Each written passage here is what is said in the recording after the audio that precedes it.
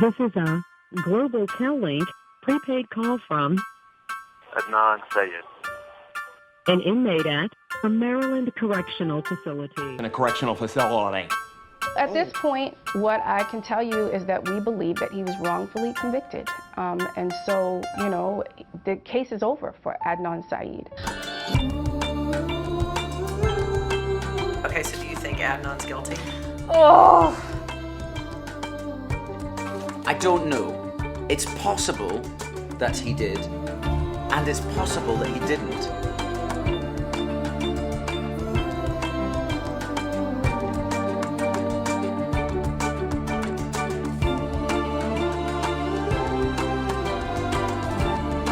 He wasn't excluded by DNA of committing the murder of Hae Min Lee. He was only excluded, according to them, from some mixture of DNA on her shoe. That's it.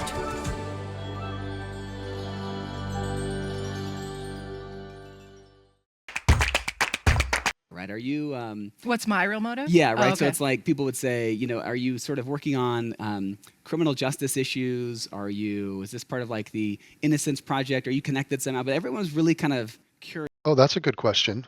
Yeah, are you connected to the Innocence Project, which sounds like a good project. I mean, innocence is good, right? So I guess if you're covering a story, the guy must be innocent because you deemed him to be so. I mean, why should we not trust Sarah Koenig? Curious about these ulterior motives that were sort of somehow in the background. But you came back and you said, look, I tell stories. And this is what the product sort of is. You didn't use it. I tell stories that get murderers out of prison is sort of the full completion of that thought. Those words. And so maybe talk about the difference between pandering towards maybe some of the things that you have as a personal agenda versus the scoop that you think needs to be heard. I think as a reporter, as a journalist, right, like those lines are supposed to be very, very hard. Like there's supposed to be, right. A firewall should be between your own politics, your own advocate. I mean, you cannot be an advocate for anything. Really? Then why did Rabia Chaudhry, who is a good friend of Adnan Syed's and was essentially a friend of the family, she's completely an advocate for Adnan Syed. She is the one that came to you and brought you the story to build the narrative, gave you access to Adnan and to all of the talking points. So what do you mean you can't be that? So you're not a reporter. Why are you even pretending like you are one? Can't be an advocate. And I'm asked now all the time, like, can you come talk to the Innocence Project or help us raise money for the, and I'm just like, I cannot, I don't know. That's not what I'm doing. I'm not an advocate. But the whole podcast served as an advocacy for Adnan, which is why he got let out. So you are, in their eyes, a success story, a way to use the power of, infotainment to garner support and political pressure. And then, because you have corrupt politicians in Baltimore who want to get votes, and you have this ragingly popular podcast that has a narrative, has a bias, has an agenda, is advocating for a murderer, then what do you know? Next thing you know, the murderer's out of prison. So now she's trying to play coy, like, oh, that wasn't what I was trying to do. Yes, it clearly was. You were trying to hype up the defensive talking points for Adnan Syed. That's why he's out. But sometimes I have to, my response is be like, I want to help. It's a good cause. And then I'm like, I can't do that. No. And so you have to step back. So you just have to be really clear. I think it's okay, and other reporters will disagree with me, right, about this, but I think it is okay if you have researched something thoroughly enough and rigorously enough. I think it is okay to take a position. And what? So what's your position? What is your position on Adnan Syed? You've researched it enough. I mean, under what authority do you claim to have any right to dictate anything? I mean, the talk about with great power comes great responsibility. If you have the ears of 500 million people, you better research all of it. You better be right on the topic. I mean, it's such a disaster that she's 100% wrong about a murderer, a case that was seen as an open and shut, boring case. There's damning evidence against Adnan Syed. It's so sketchy, but she thinks, oh no, I'm so righteous. I did all the research that was fed to me by a close family friend of the murderer. And then I talked to the murderer. He seemed like a nice guy. Say like, I've looked at this from every which way. I didn't come in with an agenda. I didn't come in with a point of view. I mean, how could she say that? It's in the fucking documentary. Rabia Chaudhry came to you and presented the story to you from her perspective, which is completely biased. You did not have on the prosecutors on your show. You did not invite Hae Min Lee's family on your show. You don't care. The story was Adnan's innocent from the start to the finish until he became innocent in the eyes of your bullshit cat lady fans, and he's now out of prison. You can't have a... What did she say? I was open. I was as open as I knew how to be as a person. Oh my God, open for manipulation. And that's hard. Like, you have to force yourself because you think you know stuff, or you have opinions, or you have friends who are in the, like all of us come, right, with certain biases. So you have to like sort of be aware of your biases, try to set them aside, and just be like, just teach me. I'm here to teach me from the family member of the murderer and from the murderer. Teach me. Hey, Adnan, did you murder Hae Min Lee? No, I didn't. Oh, wow. He seems like a nice guy. I mean, ever since I've known him, he hasn't murdered anyone. learn. Just teach me.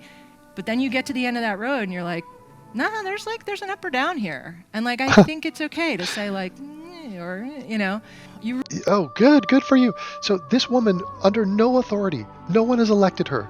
She has no expertise whatsoever. She's acting like Julius Caesar or Commodus or the guy, Joaquin Phoenix from Gladiator, up or down with the thumb. You are the fucking emperor and you have an opinion, but you never said your opinion on Adnan. You just muddied the waters and pretended like every defensive talking point was legitimate and that should be all considered. And you raised the question, just asking questions. Maybe he didn't do it, even though all the appeals said he did, even though the jury convicted him, even though the evidence, suggests that he did. But for some reason, he's out now. And, she's just like, look, I'm totally valid and I decided that he didn't. And so now he's out of prison. You really have to do your homework to get there and to be trusted by the audience, to not feel like, oh, you just were headed here all the time and you were pretending to look into this, but you really... So it's like a real effort. It's fucking insane that they're painting it like this. I mean, look, there's audience capture, there's profit incentive and motivation. The Serial Podcast is a murder mystery story. The mystery is generated by the defense, who have already lost everything. Their dude is in prison rotting away. So they are like, hey, this is a murder mystery. Everyone else, the state of Maryland, Baltimore, Hae Min Lee's family, anyone with common sense, it's not a mystery. It's this guy killed his ex-girlfriend. He said he was going to do it. He did it. He buried her body. His cell phone is at the burial site. He's making calls from there. The guy who helped him bury the body came out and testified. I mean, he has no alibi. This is the guy who did that. He never called her phone when she was missing for 30 days.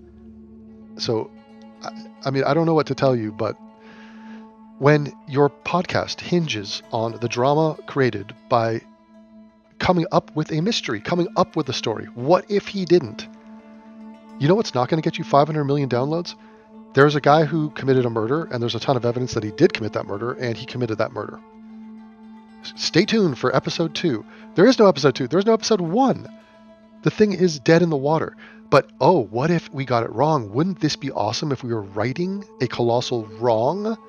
And it's like, nope, sorry, cat lady. You actually committed an even more egregious wrong than the murderer by getting him out of prison. So your stupid brain, your stupid wish to be virtuous and to profiteer off the murder of a young woman from 25 years ago, that has led to an even more insane act of injustice by letting this guy walk. So, oops. I mean, you were going for something grand. You ended up with a colossal fuck up. But at least you're a good person still, and you got it right. It's just, this is like humanity at its worst. We have these instincts and desires, and we are just hell-bent on getting to them, no matter how bungling and clumsy and just totally ass-backwards we are in the pursuit of those things. These people are monsters. Okay, they're virtuous-seeking, self-centered, self-important gargoyles of evil. All right? And the fact that she's up here getting her ass licked by this gay dude just, oh, it's really nauseating. Stay open, which is where I really rely on my colleagues, actually. I mean, I do not make Serial alone. Like, I don't work alone, where it's incredibly collaborative, which maybe probably is here too, where people check you all the time and be like, why are you saying that? Or like, why do you think? I checked you. Everything you said needed to be checked and overridden. And if any of you were to take the time to look into this or go look at my video series on this, it is so disgusting that this has happened again, and that we're sitting here giving her golf claps for having set a murderer free. Like, this is a binary. Did Adnan Syed kill this woman? Yes, he did. Yes, he clearly did. And she's pretending like, my work, my advocacy is so, like, noble, and it's just, you got to really be open to seeking the truth. It's just so insane that she carries on like that. Think that, or what do you mean? You know, and you're like, what do I mean? Wait, maybe I have no idea what I'm talking about. Let me go ask some more questions. It's a thing we think about. Go ask some more questions to Adnan and his family friend Rabia Chaudhry. Those are the questions she's asking. That's her source for information.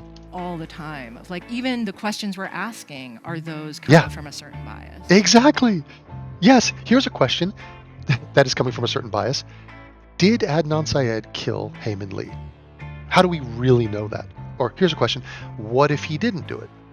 What if we got this wrong? No one is... Okay, wait. Who killed Heyman Lee? Sarah, who killed her? Do you have an answer for that? I mean, you and your team over at Serial got a murderer out of prison. Do you care that a little girl was murdered? I mean, you have reaped the rewards of, by the way, this ghastly, grotesque act. With fame, with this gay guy giving you a rim job, with millions of dollars, with a frigging career. Okay, so you did the most ghastly, immoral thing imaginable, and you were rewarded for it massively. Welcome to the 21st century, ladies and gentlemen. This is True Crime Podcast Justice. And we saw it coming from a mile away. This was what she was doing from day one. And eventually it led to the most insane outcome of all time, which is to let an obvious murderer walk free from prison. You know what I mean? But you really have to, I mean, that's... And she's still taking victory laps for having done that. Kind of the fun part, honestly. Like, if I'm just going out talking about stuff I already think I know, that's not interesting. It's not interesting for me. I don't think it's going to be interesting for the audience either. That is the cool part of it. So you delve into shit you have no idea what you're talking about, and then you get a biased perspective that is completely tainted from a defense team that has obviously an agenda, and then you pretend that that's objectivity? And all for what? The sake of entertainment, for the show. The murder mystery has to have a mystery to it. Forget the fact that the guy murdered her. Let's pretend he didn't. Let's make it a mystery. Job is I get to like learn about stuff I had no idea and just have my mind blown all the time of like, wait, that's how it works? You gotta be kidding me, that's how it works? And then you would be like, you guys check it out, look how it works. Oh my God. Yes, you guys should check it out and see how that works. Oh my God, my series on this is thorough.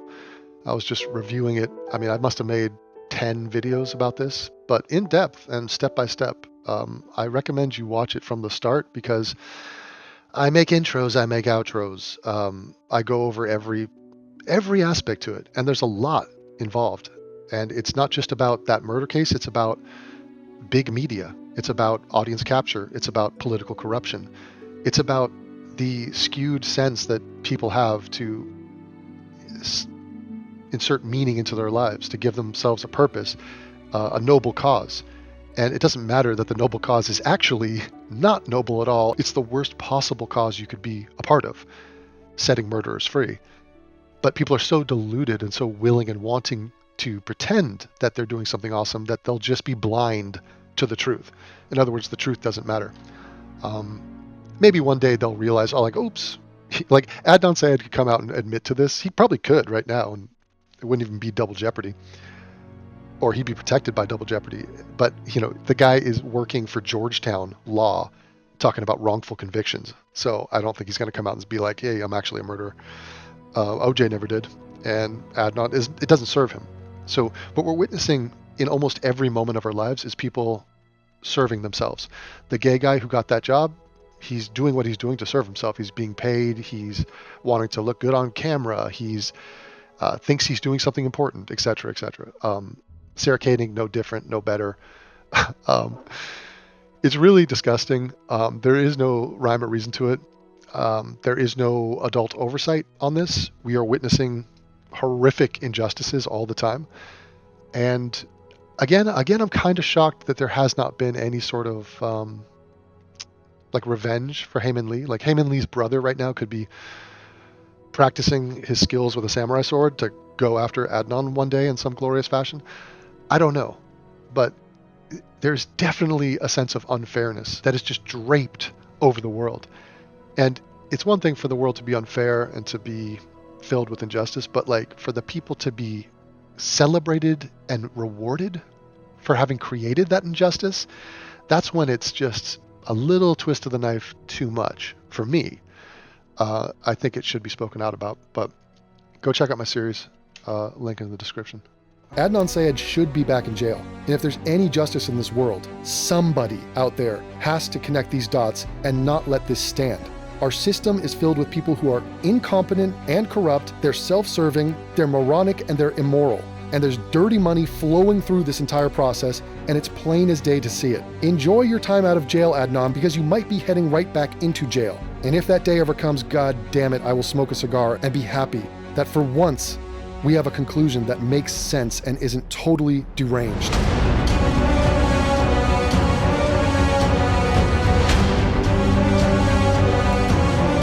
Adnan Syed was imprisoned for more than 2 decades for the murder of his teenage ex-girlfriend Hae Min Lee.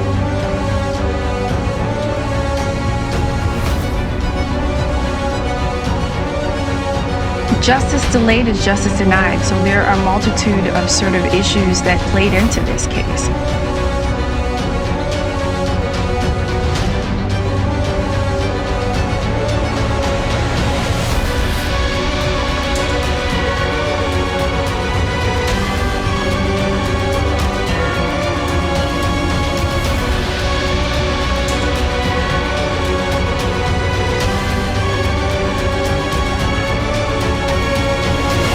Do you consider this a legacy case for you?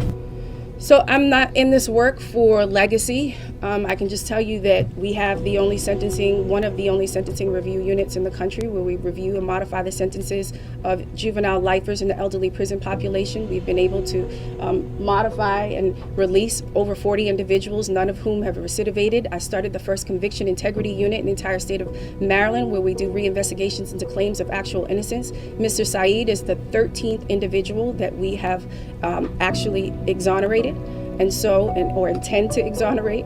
And so, you know, it's not about legacy, it's about righteousness, it's about justice, it's about making America live up to its ideals of justice and equality and freedom for everybody.